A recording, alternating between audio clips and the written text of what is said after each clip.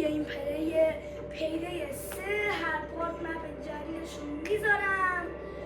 بریم برای بازی.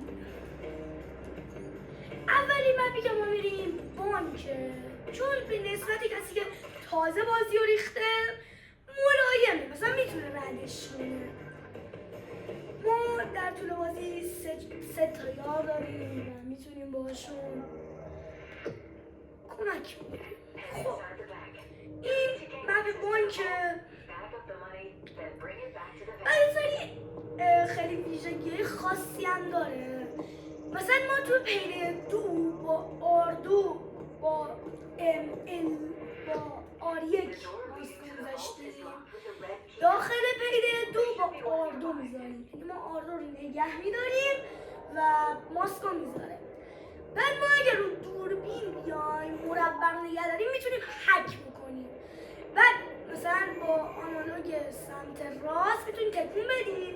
مثلا ما میخوایم از جا رد شیم، حالا که بدون ماسک ما کاری نداره، بذاریم بالا، بعد با ضربت ایزید کاملا رو بزنیم. این الان نگاه بالاست، ما رو دیگه نمیگیره، حالا که کاری نداره وقتی ما ماسک نداریم.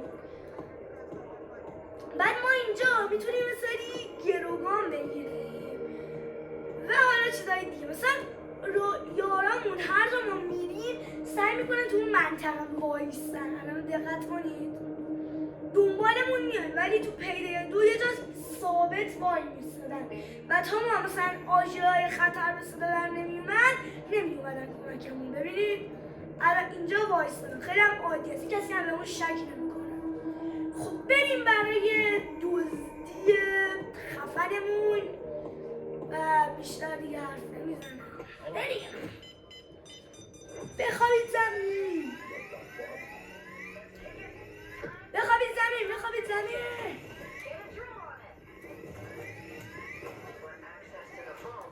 ما میتونیم اینجا بزنیم که در باز بشه. بعد اگه ما ببینیم بگ ما خودمون برداشتیم، بگ ساک پولور، یارامون میان خودشون بقیه رو که ساک خودمون کردیم و کمکمون میکنن برمیدارن خودشون.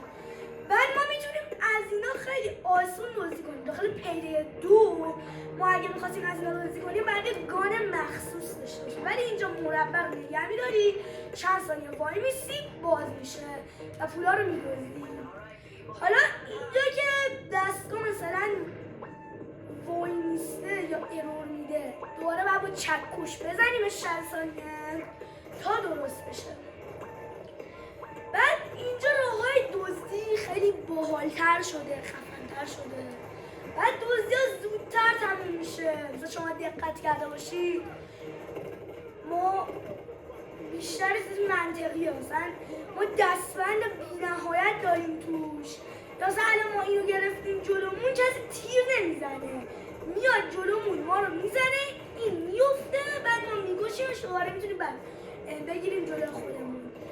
و یه سری کارا رو بعد پیده 4 فکر کنم واقعا بکنن. مثلا ما تفنگ رو بذاریم تو جیبمون، همینجوری با این که مثلا جلومونه تفنگ رو برداریم، دوربین رو حک کنیم، بعد خودمون رو تو دوربین ببینیم، خیلی خفن میشه. بعد یه بعدی هم که داره، ما نمیتونیم با اینا حرف بزنیم.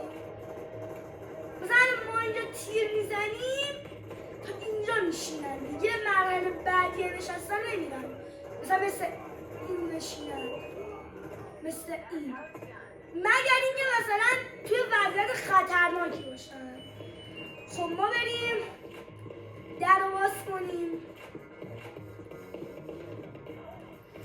اینو بر میداریم. اینجا نمیدونم در گفت صندوق چرا انقدر آسون باز میشه. باز شد، برو بریم. الان ما بقیه پولا رو هم بذارید حساب کنم من چند دقیقه طول میکشه.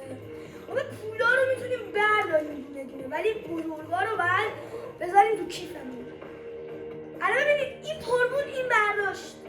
الان من اینو میندازم زمین، پر میشه، یکی از یاران میاد اونو برمیداره. دقت کنید. الان من اینو میندازم اینجا، مال خودم هم پره. ببینید برداشت ساکو برداشت، خودمون هم میتونیم بندازیم. الان من سریع پولا رو جمع کنم. فقط من میخوام اینا رو ساک کنم که فقط سریع من دیگه بعدش بیام فرار کنم. 2 ساعت طول نکشه که بخوام اینا رو جمع کنم. سریع جمعشون کنم، فقط بیام ساکا رو ببرم. یا طولش نمیدم، سریع جمع کنم.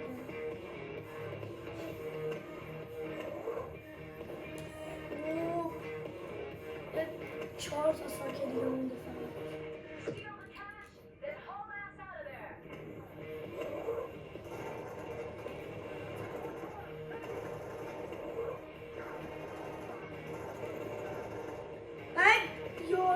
برخلاف پیده 2 اینجا می‌جنگن با پلیسا. بعد ما یه منطقی نداره پیده 3. ما وقتی یارمون رو میزنیم انگار سنگن، اصلا خونی ازشون نمیریزه. بعد من که مثلا الان یه هفته است اینو خریدم، یه منطقه دیگه نداره. مثلا یارمون نمیمیرن، هر چقدر بهشون شلیک کنن نمیمیرن. حالا یا کم شلیک کردن تو این فاصله که من داشتم، یا سریع پلیسا رو میگوشن، مثلا نمیذارن دمیج زیادی بهشون بدن. بعد یه بدیه دیگه هم که داره، اینا خودشون ساگو تو ماشین نمیذارن. همینی که حالا خودشون برمیدارن باز خوبه. بریم ساگا رو برداریم که سریع فرار کنیم. یه چند تا ساگ کنیم. بودید بیاد برداریم.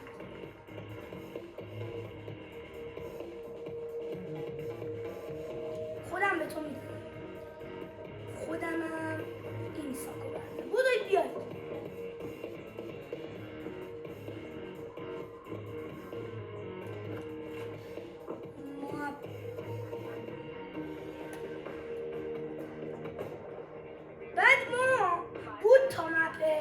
دو تا مپ بانک داریم، یعنی مپاشون که یکیه، مدل پلنمون فرق داره. اینی که الان یه پلنشه که الان ما رفتیم، یه پلنش هم هست با سقف میریم، یعنی ما سقف رو سوراخ میکنیم میریم اونجا، بعدش که ما سقف رو سوراخ کردیم اونجا دیگه درها برامون باز میشه، یعنی ما میریم طبقه دوم، از پله ها میریم بالا، میایم اینجا این قسمت رو که پلیسا سوراخ کردن و ما سوراخ میکنیم، بعدش که اونجا رو سوراخ کردیم خودمون میایم این در باز میشه دیگه، لازم نیست به این پلنی که الان رفتیم بود بریم.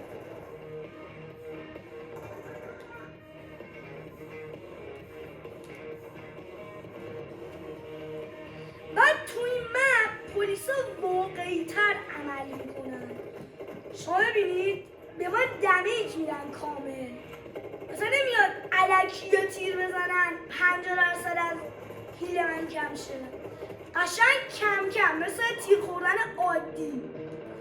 بعد از همه جا ممکنه پلیس بیاد، حتی ممکنه از این راپله ها پلیس بیاد. ببین الان خودتون دارید میبینید دارن منو با اسنایپ میزنن. بعد ما که یه ساک پول رو برمیداریم ون میاد اینجا وای میسته، مثل پیله 2 نیستش که ما 2 ساعت معطل باشیم تازه ون بیاد و نمیدونم ساکا رو بندازیم و بعد بیان ساکا رو پلیسا بردارن ببرن. اصلا اینجا نیست. بعد ما خودمون تنهایی هم میتونیم بریم، اینطوری تنهایی بریم تو، بعد 2 ثانیه تموم میشه. من الان دیگه پولا رو بهتون نشون بدم چقدر گرفتم. دزدی موفقیت آمیز بود. لول اپ شد 11. 7000 دلارم دزدی کردم. یا گونام هم لولاش شد 4. اینم که اسکینمه. تا ویدیو بعد خداحافظ.